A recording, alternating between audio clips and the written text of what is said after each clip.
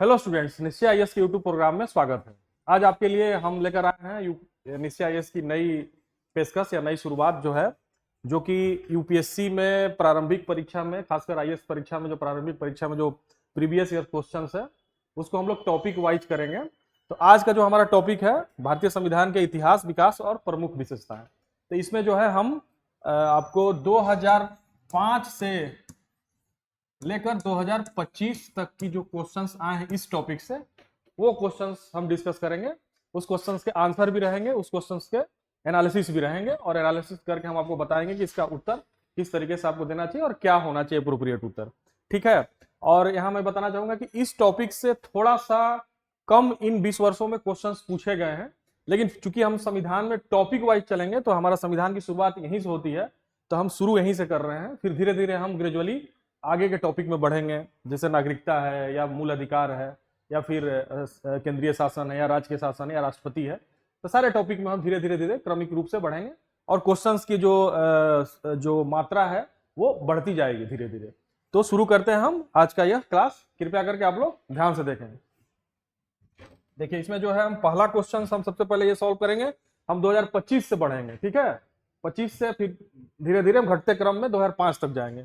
ये क्वेश्चन जो 2025 में पूछा गया है इस टॉपिक से, भारत के संदर्भ में निम्नलिखित पर विचार करें। ठीक है। इसमें पहला जो है अंतरराज्यीय परिषद, ठीक है। दूसरा जो है राष्ट्रीय सुरक्षा परिषद और क्षेत्रीय परिषदें, 3 है। अब इसमें क्या कह रहा है क्वेश्चन, उपर्युक्त में से कितनी परिषदें भारत के संविधान के प्रावधानों के अनुसार स्थापित की गई थी। मतलब कि ये जो जितने भी परिषद हैं इनके बारे में भारत के संविधान में वर्णन है। संवैधानिक परिषद या संवैधानिक संस्थाएं कौन होती हैं, जिनके बारे में संविधान में उपबंध हो, संविधान में उपबंध की व्यवस्था करके उनकी जो है उनका गठन किया गया हो। तो इसमें से आंसर क्या है, केवल एक है, अंतर राज्यीय परिषद। ठीक है, केवल एक। अब इसके हम व्याख्या को आपको बताएंगे। हालांकि मैंने आपको हिंट दे दिया कि संवैधानिक संस्थाएं वही होती है जिसके से संबंधित हम संविधान में उपबंध बनाकर उसकी स्थापना करते हैं। और अन्य जो परिषदें हैं उनके लिए हम अलग अलग तरीके के, संविधान में उसकी व्यवस्था नहीं रहती है, लेकिन बहुत सारे ऐसे शासन के आदेश होते हैं जिसके आधार पर हम इसका गठन कर देते हैं। हम उसको समझते हैं आगे। ठीक है। आंसर तो आप लोगों ने समझ लिया कि इसका आंसर ए होगा। देखिए, अब इसकी व्याख्या समझिए। सूचीबद्ध निकायों में से केवल अंतरराज्यीय परिषद ही संवैधानिक रूप से स्थापित है। ठीक है।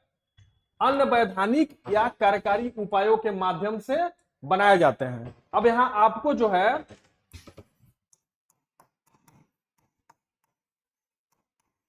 संवैधानिक और वैधानिक में आपको डिफरेंस पता होना चाहिए, और इसी डिफरेंस के आधार पर ये क्वेश्चंस बनाया है। ठीक है। तो इसमें से मैंने बताया कि इसमें जो उपबंध या आर्टिकल कुछ भी बनाकर अंतरराज्यीय परिषद का गठन किया गया था, इसलिए जो है यह संस्था जो है संवैधानिक होगी। क्वेश्चन पूछने का यही आधार भी था उसका। दूसरे जो जितने भी संस्थाएं थे वो जो है वैधानिक है या कोई जो है वैधानिक है कार्यकारी उपायों के माध्यम से, कार्यकारी आदेश, एग्जीक्यूटिव आदेश बनाकर उनका जो है व्यवस्था किया गया है। ठीक है। तो वो संविधान में उनका व्याख्या नहीं उनके बारे में, लेकिन कानूनी रूप से वो मान्य है चूंकि वो वैधानिक है इसलिए। तो अब आप समझिए, देखिए अंतरराज्यीय परिषद सही है। ठीक है, आंसर में आया था ए। ये क्यों सही है आगे आपको व्याख्या में कर दे रहा हूं। केंद्र और राज्यों के बीच समन्वय को बढ़ावा देने के लिए भारतीय संविधान के अनुच्छेद 263 के तहत यह गठित है। जब संविधान के अनुच्छेद 263 के तहत वो गठित है तो संस्था संवैधानिक हो गई। क्वेश्चन यही पूछ रहा था कि उपरोक्त में से कौन सा संवैधानिक है, और बाकी जो है संवैधानिक नहीं है वो वैधानिक है। ठीक है। जैसे राष्ट्रीय सुरक्षा परिषद वैधानिक है, इसलिए प्रश्न के उत्तर में वो नहीं आएगा, इसलिए वो गलत है। 1998 में एक कार्यकारी आदेश के माध्यम से स्थापित, संविधान में निहित नहीं। ठीक है, समझ रहे होंगे आप लोग क्या कहना चाह रहा है कि 1998 में एक एग्जीक्यूटिव ऑर्डर के द्वारा राष्ट्रीय सुरक्षा परिषद का गठन किया गया। ठीक है, इसलिए इस उत्तर में इसका आंसर जो है गलत होगा। अब आते हैं हम अगले जो ऑप्शन में, जो क्षेत्रीय परिषद था। लिखते चलिए आप लोग, क्षेत्रीय परिषद, उसका आंसर गलत है। वो सही हमारा केवल एक था, लेकिन गलत कैसे था ये आप समझ लीजिए। राज्य पुनर्गठन अधिनियम, ठीक है, राज्य पुनर्गठन अधिनियम 1956 के तहत गठित उन्हें वैधानिक बनाता है, लेकिन यह संवैधानिक निकाय नहीं है। ठीक है, यह अधिनियम के तहत इसका गठन किया गया था, किसका? क्षेत्रीय परिषद के द्वारा, राज्य पुनर्गठन अधिनियम 1956 के द्वारा। इसलिए जो है ये वैधानिक है, ठीक है, ये संस्था संवैधानिक नहीं है, इसलिए आंसर वो भी था। और ये एग्जीक्यूटिव आदेश के माध्यम से उसका गठन किया गया था, ठीक है, एग्जीक्यूटिव ऑर्डर के माध्यम से इसका गठन किया गया था, किसका? अंतरराज्यीय परिषद का। तो मेरे ख्याल से आप लोग इसका समझ गए होंगे पूरी व्याख्या। आगे बढ़ते हैं हम लोग नेक्स्ट क्वेश्चन में। नेक्स्ट क्वेश्चन हमारा जो है 2025 में ही आया हुआ है। इसमें है निम्नलिखित कथनों पर विचार कीजिए, ठीक है। पहला कथन क्या है? भारत में राज्य सरकारों के पास लघु खनिजों के निष्कर्षण के संबंध में रियायतें देने हेतु नियम बनाने का कोई अधिकार नहीं है, भले ही ऐसे खनिज उनके क्षेत्र में निहित हो, ठीक है। ये आप कथन देखिए पहले, फिर हम दूसरे कथन पे आते हैं। भारत में केंद्र सरकार के पास संबंधित कानून के तहत लघु खनिजों को अधिसूचित करने का अधिकार है, ठीक है। ये 2025 में पूछा है, इस बार का जो पीटी का क्वेश्चन था, अगर आप लोग दिए होंगे तो ये आया होगा कुछ। अब इसमें कह क्या रहा है? उपरोक्त कथनों के संबंध में निम्नलिखित में से कौन सा सही है, ठीक है। अब देखिए पहला क्या कह रहा है, कथन 1 और कथन 2 दोनों सही है, और कथन 2 और कथन 1 की व्याख्या करता है। इस आधार पर क्या है, ठीक है। अब मैं बताऊंगा कि व्याख्या ही नहीं करता है। बी जो है, कथन 1 और कथन 2 दोनों सही है, लेकिन कथन 2 कथन 1 की व्याख्या नहीं करता है, यह भी गलत है, ठीक है। कथन 1 सही है लेकिन कथन 2 सही नहीं है, ठीक है। इसका आंसर होगा डी, कथन 1 सही है लेकिन कथन 2 सही है। कथन 1 जो है गलत है, ठीक है, और कथन 2 जो है सही है। इसका मतलब, इसके एक्सप्लेनेशन में हम आते हैं। खनिज एवं खान एवं खनिज विकास विनियमन अधिनियम 1957 MMDR अधिनियम के अंतर्गत खनिजों के विनियमन के संबंध में। अब कथन 1 कैसे गलत है समझ लीजिए। कथन 1 गलत है। MMDR अधिनियम 1957 के अनुसार लघु खनिजों का विनियमन मुख्य रूप से राज्य सरकारों के अधिकार क्षेत्र में आता है, ठीक है। वो ऑप्शन क्या कर रहा था? नहीं, ठीक है, नहीं था, ठीक है। तो इसलिए जो है ये गलत हो गया, ठीक है। अब आते हैं फिर से वापस व्याख्या पे। राज्यों को लघु खनिजों के लिए निष्कर्षण रियायतें देने हेतु नियम बनाने का भी अधिकार है, इसलिए जो है कथन 1 गलत हो गया। अब कथन 2 कैसे सही है उसको भी हम लोग समझते हैं। सही है।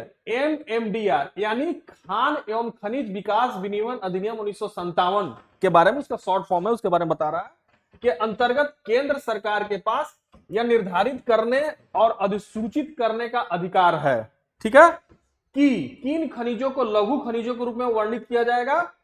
और इस प्रकार कथन 1 गलत है और जबकि कथन 2 सही है, उत्तर के हिसाब से, ठीक है, मतलब प्रश्न के हिसाब से। समझ गए आप लोग? आगे बढ़ते हैं। अब देखिए प्रश्न 3 जो हमारा क्या है, भारतीय राजनीति में निम्नलिखित में से कौन सा एक अनिवार्य विशेषता है जो यह दर्शाती है कि यह संघीय चरित्र की है।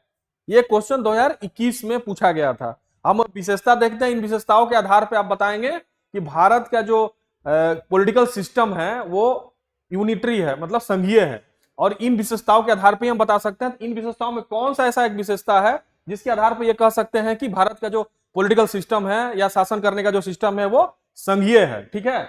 तो पहला क्या है, न्यायपालिका की स्वतंत्रता सुरक्षित है, ठीक है, न्यायपालिका की स्वतंत्रता सुरक्षित है भाई, संघ में उसको कोई इंटरफेरेंस नहीं कर सकता है। अब देखते हैं कि जो है तीनों पार्ट अलग अलग होकर काम करते हैं, ठीक है, तो वो एक अलग चीज है, लेकिन न्यायपालिका की स्वतंत्रता सुरक्षित होना एक संघ में एक महत्वपूर्ण उसका तत्व है, इसलिए इसका आंसर ए है। बाकी कैसे गलत है वो हम आपको बताएंगे आगे उसमें, लेकिन फिर भी देख लीजिए, संघीय विधानमंडल में घटक इकाइयों के निर्वाचित प्रतिनिधि होते हैं, ठीक है। संघीय विधानमंडल में घटक इकाइयों के कैसे होते हैं, तो संघ ऐसा हो ही नहीं सकता। केंद्रीय मंत्रिमंडलों में क्षेत्रीय दलों के निर्वाचित प्रतिनिधि हो सकते हैं, यह भी जो है उसका नहीं है। मौलिक अधिकार न्यायालयों द्वारा परिवर्तनीय है, यह भी संघीय के चरित्र नहीं है। तो अब आपका व्याख्या समझिए, देखिए यही क्या होता है कि यूपीएससी क्या होता है कि ऐसा क्वेश्चन पूछ देता है ना कि आपको लगेगा कि चारों इसका विशेषता हो सकता है, लेकिन केवल एक विशेषता थी, ऑप्शन ए। देखिए संघ क्या होता है, पहले आप इसको आप समझ लीजिए, फिर ऑटोमेटिक उसको आप समझ जाइएगा कि क्या है। सरकार के 2 या 2 से अधिक स्तर होते हैं। कौन से स्तर होते हैं?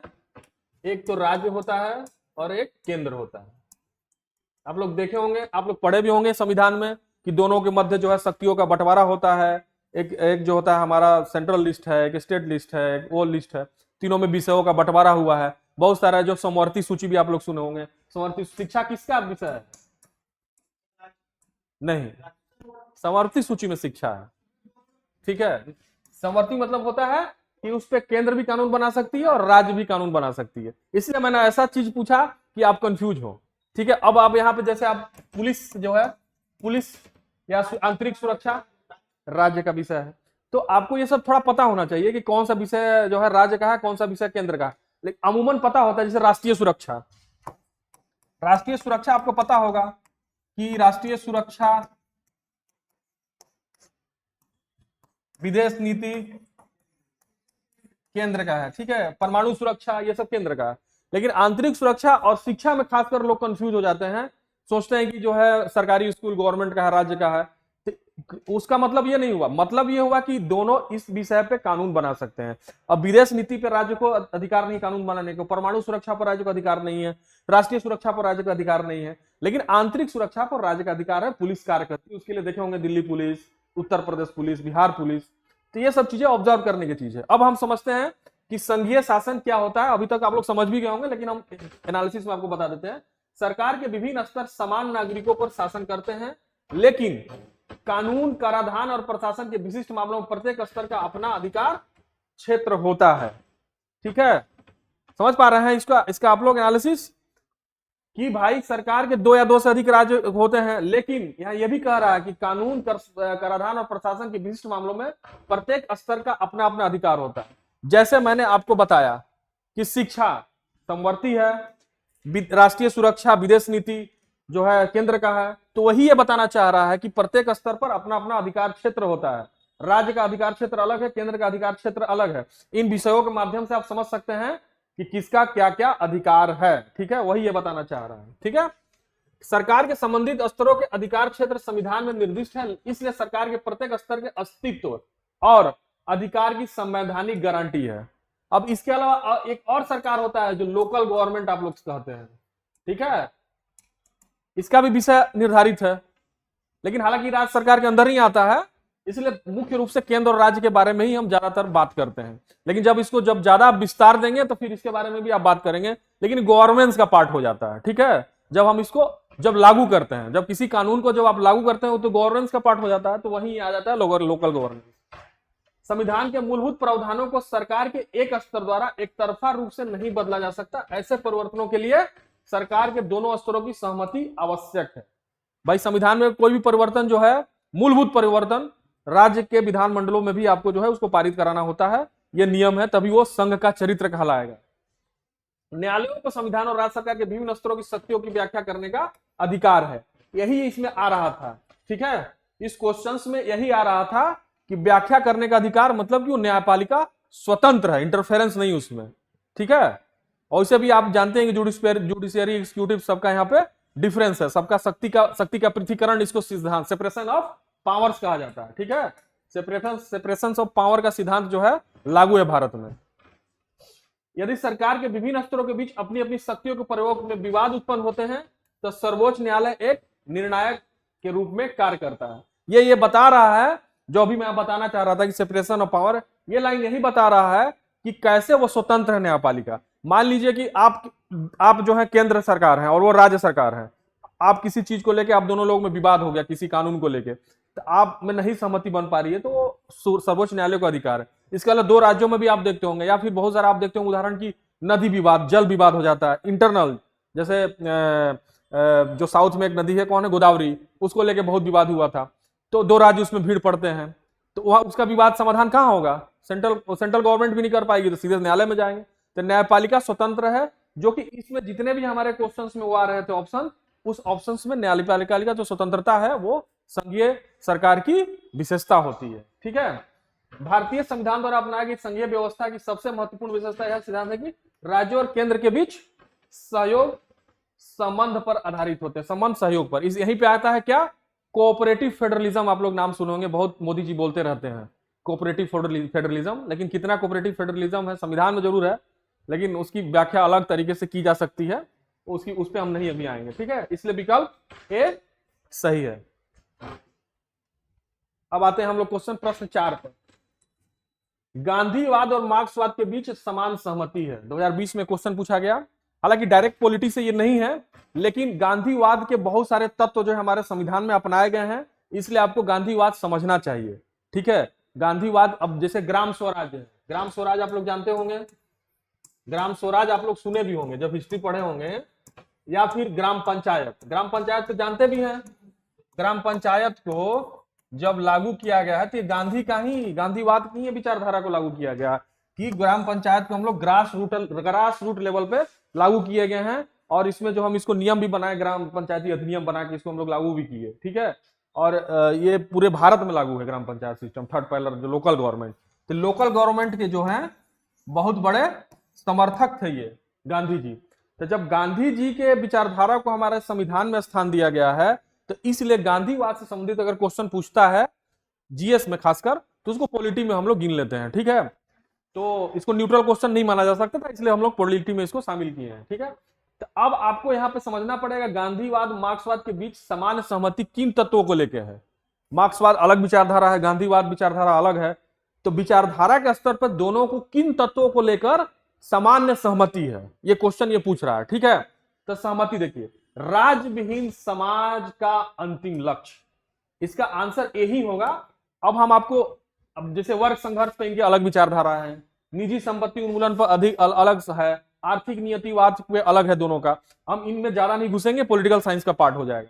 लेकिन चूंकि क्वेश्चंस में जो इनका जो अंतिम लक्ष्य है, जिस पे इनकी सहमति है, वो आया हुआ है, तो उसके बारे में आपको समझना पड़ेगा कि राज्यविहीन या स्टेटलेस सोसाइटी होता क्या है।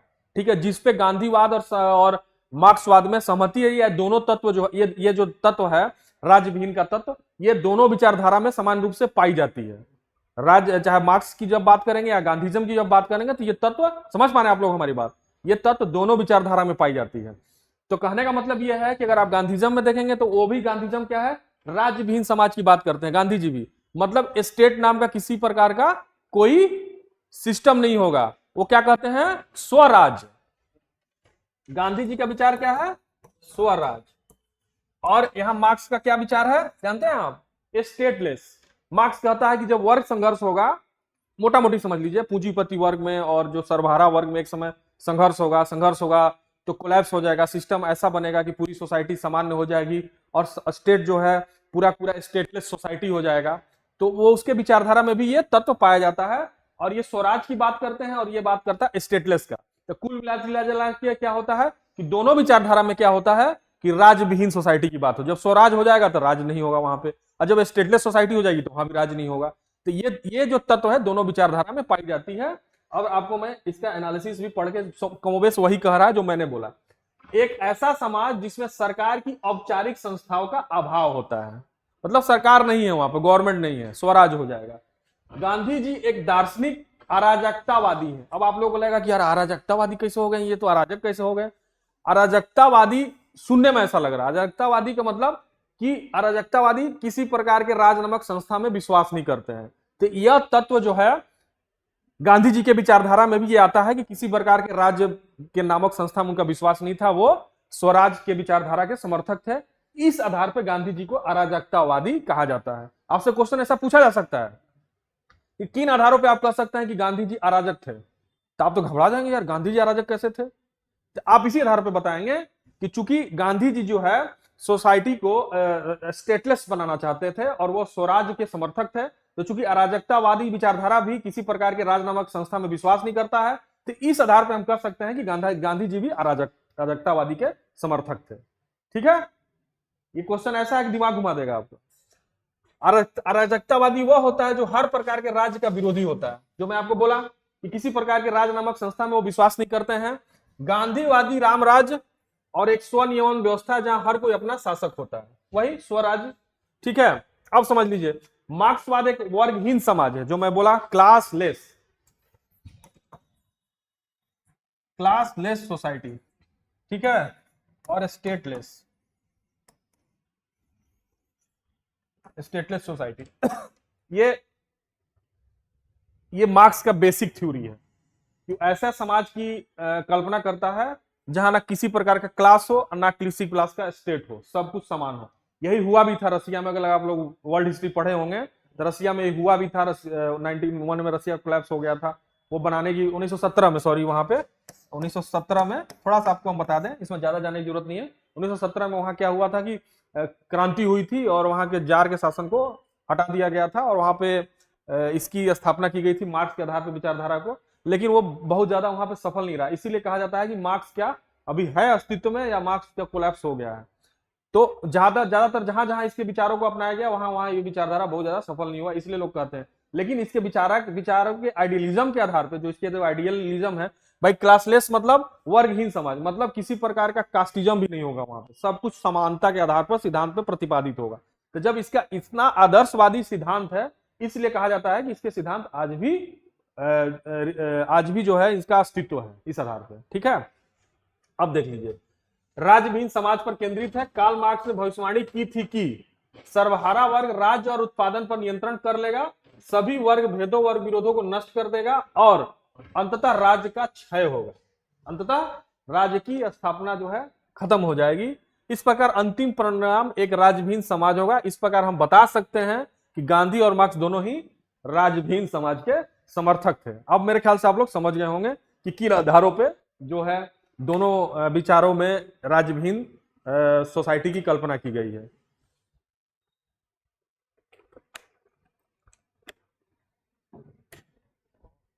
अब हम लोग पहुंचते हैं अगले क्वेश्चन में। अगला हमारा पांचवा, 1935 के भारत सरकार अधिनियम द्वारा स्थापित संघ में अवशिष्ट शक्तियां किसे दी गई है? ये 2018 में प्रश्न आया था। ठीक है, क्या क्वेश्चन कह रहा है? 1935 के भारत सरकार अधिनियम द्वारा स्थापित संघ में अवशिष्ट शक्तियां किसे दी गई है? ठीक है, ये गवर्नर जनरल इसका आंसर होगा बी। ठीक है, अब कैसे होगा मैं बताता हूं।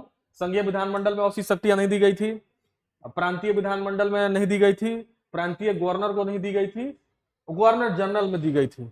1935 का जो अधिनियम आया था, ठीक है, 1935 एक्ट, अवशिष्ट शक्तियां। अब इसके पहले आपको समझना होगा कि अवशिष्ट शक्तियां होती क्या है, तभी आपको समझ में आएगा ना कि भाई अवशिष्ट शक्तियां क्यों उनको दी गई थी।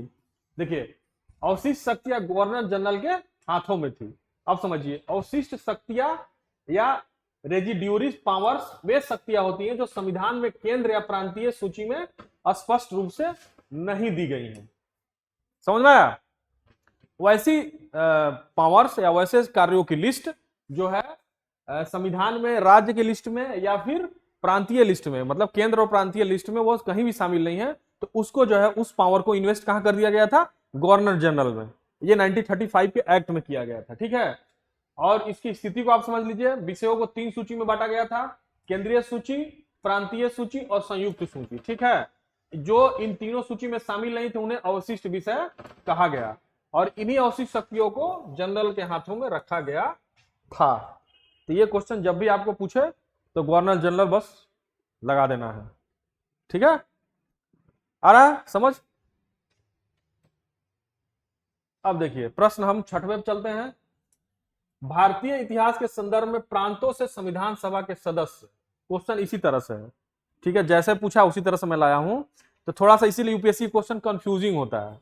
ये क्या पूछ रहा है? भारतीय इतिहास के समय प्रांतों से संविधान सभा के सदस्य डैश 2013 में क्वेश्चन आया था। उन प्रांतों की जनता द्वारा सीधे चुने गए थे। ठीक है, जो संविधान सभा के सदस्य थे प्रांतों से जो चुने गए थे, उसी प्रांत से चुने गए थे कि कहीं और से चुने गए थे, वो ये कहना चाह रहा है। ठीक है, पहला ऑप्शन है क्या? उन प्रांतों की जनता द्वारा सीधे चुने गए थे। प्रांतीय सभा के सदस्य के बारे में बात कर रहा है। ठीक है, इसके पहले में मत जाइए, ये कंफ्यूज कर रहा है। ठीक है, बस इतना समझिए कि प्रांतों से जो संविधान सभा के सदस्य चुने गए थे वो कहां से चुने गए थे, ये क्वेश्चन कर रहा है। तो पहला ऑप्शन क्या कह रहा है? उन प्रांतों की जनता द्वारा सीधे चुने गए थे। ठीक है, इसका ये गलत है।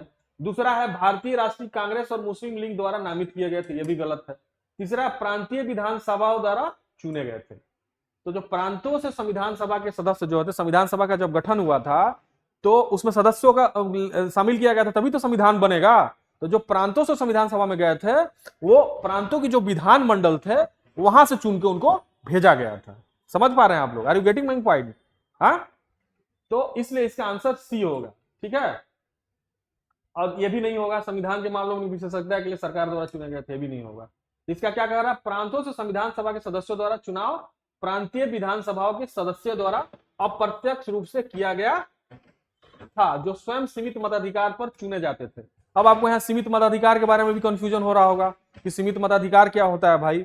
जब जो प्रांतीय सदस्य, जो प्रांतीय विधान सभा के जो सदस्य थे, वही संविधान सभा के सदस्यों को प्रांतों से चुनकर भेजे थे, तो जो प्रांतीय विधानसभा के जो सदस्य थे उनको क्यों सीमित मताधिकार के आधार पर चुना जाता था।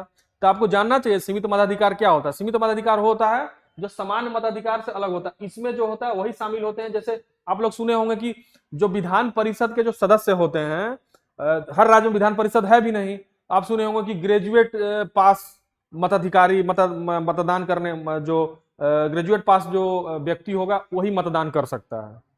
उनका होता है ना कि उनका एक वो होता है, एक क्लास होता है, एक वर्ग बना दिया जाता है कि ग्रेजुएट पास व्यक्ति इसमें जाके शामिल होगा।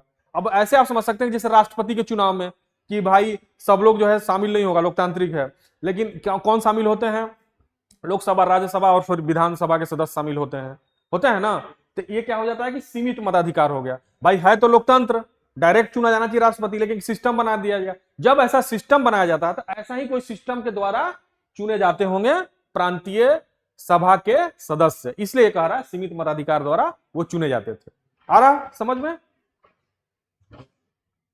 अब हम लोग समझते हैं अगला क्वेश्चन। अगला है हमारा 7वां प्रश्न। भारतीय संविधान में केंद्र और राज्यों के बीच शक्तियों का वितरण निम्नलिखित अधिनियमों पर आधारित है। ठीक है, ये 2012 में प्रश्न पूछा गया था। ठीक है, अब इसमें क्या है, स्वतंत्रता से पहले वाला ज्यादातर पूछ रहा है। ठीक है, तो अब इसमें पहला क्या पूछ रहा है, मार्ले मिंटो सुधार 1909, इसमें नहीं किया गया था। मॉन्टेग्यू चेम्सफोर्ड अधिनियम 1919 नहीं किया गया था। भारत सरकार अधिनियम 1935 इसका आंसर है, और ये भी नहीं है। ठीक है, अब आपको एक चीज और है, हम बता दें कि जब भारत स्वतंत्र हुआ था तो 1935 एक्ट जो है, उससे पहले जब संवैधानिक विकास जितने भी हुए थे, चाहे वो मिर्ले मिंटो सुधार हो, चाहे मॉन्टेग्यू चेम्सफोर्ड अधिनियम 1919 हो, या चाहे जितने भी अधिनियम आए थे, वो सीमित सुधार लागू करने के लिए है भारत में लागू किए गए थे, और सीमित अधिकार भी देने के लिए उसको लागू किए गए थे। ठीक है, लेकिन 1935 एक्ट जब बना तो इसमें बहुत सारे ऐसे प्रावधान थे जिसको विस्तार किया गया था। जब भारतीय स्वतंत्रता अधिनियम 1947 जब लागू किया जाता है तो बहुत सारे प्रावधान, या जब संविधान जब 1950 में जब लागू किया जाता है तो बहुत सारे प्रावधान एज इट इज 1935 एक्ट से उठाकर लागू कर दिया जाता है। ये यहाँ पे आपको मैं स्पेशल रूप से बता रहा हूं कि 1935 एक्ट का क्या महत्व है भारतीय संविधान में। ठीक है, तो ऐसे किया गया था। आप समझ लीजिए कि भारतीय संविधान में केंद्र और राज्यों के बीच शक्तियों का वितरण भारत सरकार अधिनियम 1935 पर आधारित है। ठीक है, ये ऐसे भी जान लीजिए क्वेश्चन के हिसाब से, और ऐसे भी आप जान लीजिए कि ज्यादातर हमारे जो प्रावधान संविधान में शामिल किए गए हैं उसका कारण क्या था। अब आपके मन में ये सवाल आ रहा होगा कि इसका कारण क्या था भाई। जब तक तो हमारा जो है संविधान बनाने वाली संविधान सभा थे, संविधान सभा में अलग अलग विशेषज्ञ थे, अंबेडकर जी थे, नेहरू जी थे, कृपलानी जी थे, और भी बहुत बहुत बड़े बड़े विशेषज्ञता हासिल किए महान महान विद्वान थे। तो उसका कारण यह था कि 1935 एक्ट जब बना था तो उसमें बहुत सारे ऐसे नियम कानून थे जो भारत जब से मुगलों से या और सबसे जब आजाद हुआ, मतलब आजाद क्या हुआ, जैसे जैसे अंग्रेजों का बढ़ता गया तो सिस्टम बहुत सारा, आप पढ़े होंगे कि बहुत सारे उसमें सिस्टम में जकड़ा हुआ था, बहुत सारी कुरीतियां थी भारत में। 1828 के माध्यम से आप सुने होंगे जो है सती प्रथा का अंत किया गया। तो ऐसे बहुत सारी भारत जो है तमाम तरह के बंधनों से वो था, तो बंधनों से धीरे धीरे अंग्रेज कानून बना के मुक्त भी किए, प्रोग्रेसिव कुछ थॉट भी लाए। वो ऐसा नहीं कि वो केवल हमारे लिए वो गुलाम बना के रखे थे, लेकिन कुछ प्रोग्रेसिव थॉट भी लेकर आए। तो उन प्रोग्रेसिव थॉट में कुछ अच्छे तत्व भी थे, और अच्छे तत्व को मिला मिला के, भले उनका उद्देश्य था कि हमको सीमित राइट देना है इंडियन लोगों को, उनका उद्देश्य यही था कि सीमित इंडियन राइट देना है, लेकिन धीरे धीरे संवैधानिक विकास हुआ। तो 1935 आते आते संवैधानिक विकास काफी हो चुका था, और उन सारे नियमों कानूनों को हम अच्छे तरीके से भारत में लागू करा चुके थे, और न्यायपालिका पुलिस उन नियमों कानूनों को समझ चुकी थी हर तरीके से कि कैसे लागू कराना है या उसके हिसाब से कैसे हमको काम करना है। तो इसलिए वो कारण था कि 1935 एक्ट के बहुत सारी चीजों को हम संविधान में एज इट इज अपना लिए। Are you getting my point. अब हम लोग चलते हैं प्रश्न 8 पे। निम्नलिखित कथनों पर विचार कीजिए, 2005 में क्वेश्चन था। ठीक है, भारत के संविधान में 20 भाग है। ठीक है, संविधान में कुल 390 अनुच्छेद हैं। संविधान संशोधन अधिनियमों द्वारा भारत के संविधान में 9वीं, 10वीं, 11वीं और 12वीं अनुसूचियां जोड़ी गई हैं। तो संविधान में कितने भाग हैं आपको पता है? 22, 24, अब 24 हो गए। 24 भाग, 12 अनुसूचियां और 444 से अधिक अनुच्छेद हैं वर्तमान में। ठीक है, अब मूल संविधान में कितने थे? 22 और 8 अनुसूचियां और 395 अनुच्छेद थे। तो इस आधार पे हमारा जो है आपका ये दोनों जो है ऑप्शन गलत हो गया। गलत हो गया ना? उपरोक्त में से कौन सा सही है? मैं तो या क्या है मूल में अभी क्या है वर्तमान में 24 है, अब मूल में भी अगर देखेंगे तो 22 है। दोनों आधार पे गलत हो गया। और जो है 444 से अधिक अभी हमारा वर्तमान में है। अब मूल में भी देखेंगे तो 395 है कि 392 जो भी है 395। ठीक है, तो मूल में भी जो है 395 है।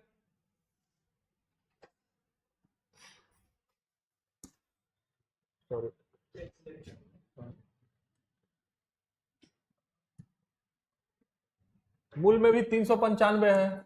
तो इस आधार पे हमारा क्या है कि ऑप्शन 1 और ऑप्शन 2 गलत हो गया। और ऑप्शन 3 पे आते हैं कि संविधान संशोधन अधिनियम द्वारा भारत के संविधान में 9वीं, 10वीं, 11वीं और 12वीं, जाहिर सी बात है कि सारे संविधान के द्वारा जो है, क्योंकि हमारा कितने पहले थे? 8 अनुसूचियां थी, अभी क्या है 12 अनुसूचियां हैं, तो इनके द्वारा ही बढ़ाया गया, संविधान संशोधन अधिनियम के द्वारा ही। इसलिए आंसर इसका सी हो जाएगा, केवल 3।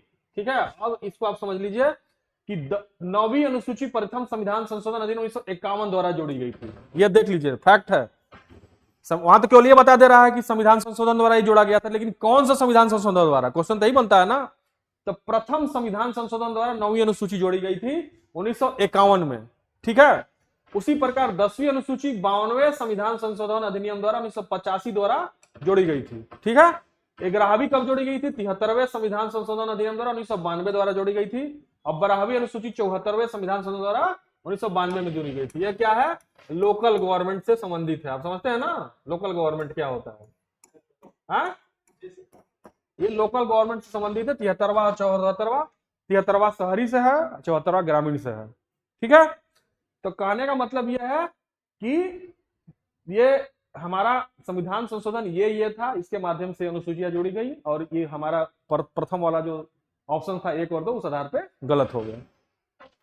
और हम लोग बढ़ते हैं अगला प्रश्न में, जो कि आखिरी प्रश्न है आज का। निम्नलिखित में से संविधान सभा की संघ संविधान समिति का अध्यक्ष कौन था? यह भी 2005 में पूछा गया था। यह फैक्चुअल क्वेश्चन है, बहुत ज्यादा इसमें जाने की जरूरत नहीं है। इसका आंसर होगा जवाहरलाल नेहरू। ठीक है, संघ संविधान समिति मतलब संविधान बनाने का जो हेड था, जो तो प्रारूप समिति के अध्यक्ष थे ना, लेकिन पूरा संविधान सभा के जो अध्यक्ष थे जवाहर नेहरू थे। संविधान सभा की विभिन्न समितियों के अध्यक्ष संघ संविधान समिति के जवाहर नेहरू थे। मसौदा समिति यानी ड्राफ्ट समिति के कौन थे? बी.आर. अम्बेडकर। ध्वज समिति जो यानी झंडा समिति के जे.बी. कृपलानी। मौलिक अधिकार और अल्पसंख्यक समिति वल्लभ भाई पटेल। प्रांतीय संविधान समिति वल्लभ भाई पटेल। जवाहरलाल नेहरू संघ संविधान समिति के अध्यक्ष थे, इसलिए आंसर सी होगा। ठीक है, तो हमने जो है आपको 2005 से 2025 में संविधान के प्रमुख विशेषताएं, संविधान के इतिहास और संविधान के विकास से संबंधित जो क्वेश्चंस आए हैं खासकर आईएएस में, उन सारे क्वेश्चंस को हमने डिस्कस करने का प्रयास किया। आशा है कि मैं अपने प्रयास में सफल रहा हूँगा, और आपको नेक्स्ट जो हमारा जो होगा और मैं बता दूंगा कि नेक्स्ट हम लोग किस टॉपिक पे क्वेश्चंस को करेंगे। और मिलते हैं हम लोग कल क्लास में। तब तक के लिए थैंक यू सो मच, और कृपया लाइक करना, कमेंट करना ना भूलें। Thank you.